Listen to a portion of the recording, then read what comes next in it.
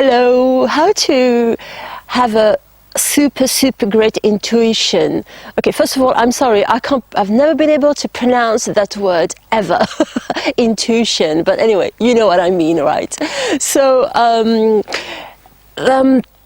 okay, when we have an intuition, we say that we've got this inner voice that is telling us, or a sort of guidance that is saying, you know, be careful of this situation, or this situation is good for you. When the voice is telling us, be careful of the situation, we sometimes are misled by some of our emotions. So in order to have a good intuition, we need to be able to identify or release some emotions that a situation is provoking.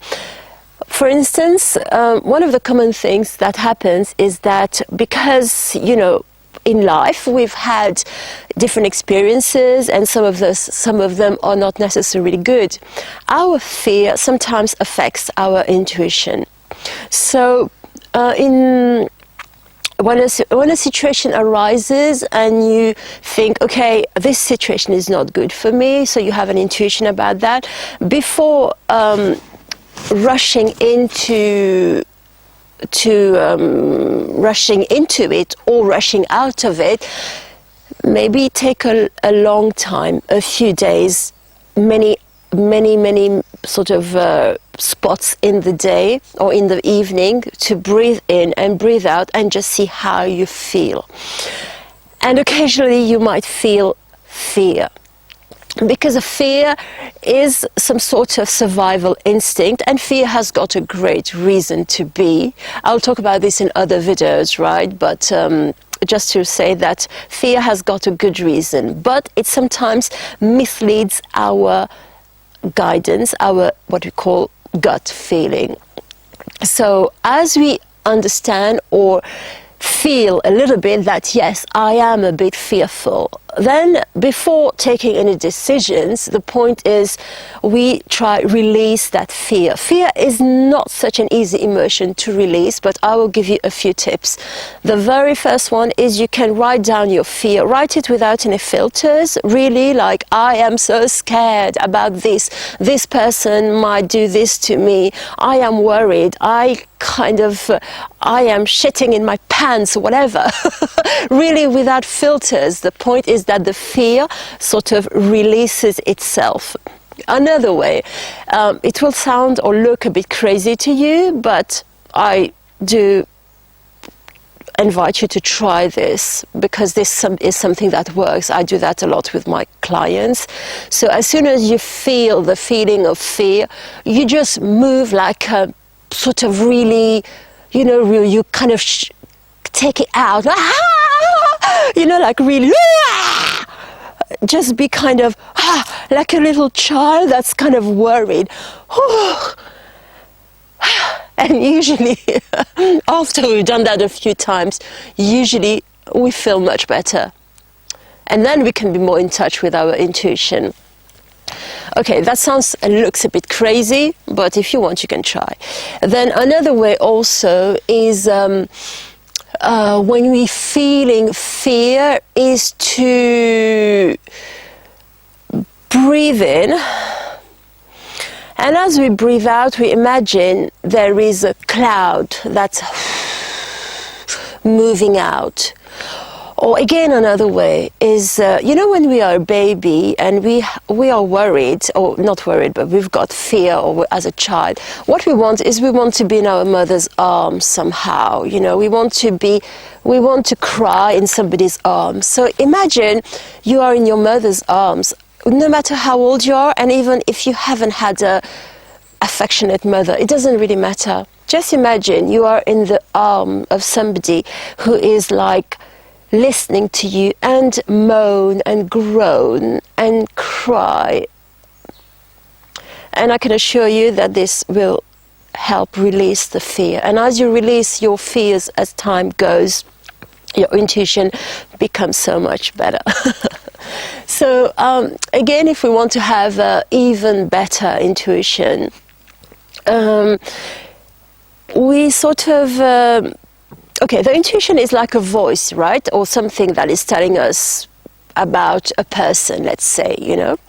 But usually there is a thought that comes, you know, like the thought says, oh, you know, whatever, be careful of this person, let's say.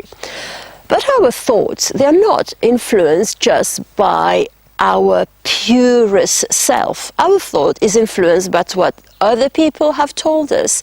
It's influenced by our past experiences. It's influenced by, yes, by even videos you watch. Like, of course, I'm somehow influencing your thought in a way, whether I want it or not. So the thought process is something that can be very useful, but sometimes misguides us. Whereas our body has got the potential to give us some beautiful, right information about situations. So I will invite you to look at the video I'll link up at the end about how to connect to the messages of the body. And as you connect more and more to your body, when situations arise, your intuition will pass through your body as opposed to just through your mind. And now, if you want your intuition to be 100% accurate, there's only, I wouldn't say only, but there is one way which is perfect, is as you connect to your soul on a profound level. Because your soul, our soul, is the part of us that knows us and that knows beyond us and that is linked with the universe. So really, the more we connect to our soul, the more our intuition will come from our soul. And for that, I'll invite you to have a look at the series of video, which I will link up again, about how to connect to our soul. Or you can book a one-to-one consultation with me, the link will be in the description box.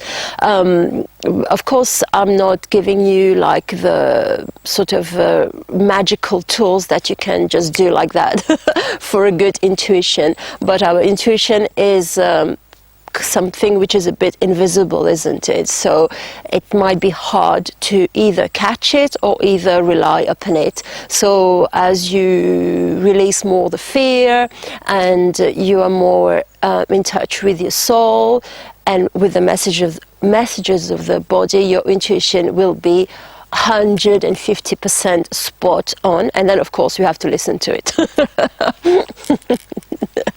And that's again a choice, whether we listen to our intuition or not. So if this video has been helpful in some way, please do like it and let me know what your views are about intuition, or do you have a good intuition or not? Let me know. And if you've got a tip about how I can pronounce intuition better, do leave it as a comment as well. Make sure you subscribe and click the notification bell if you are not subscribed yet to my channel. I'd love to have you here, and wishing you all the best with your intuition. Bye bye.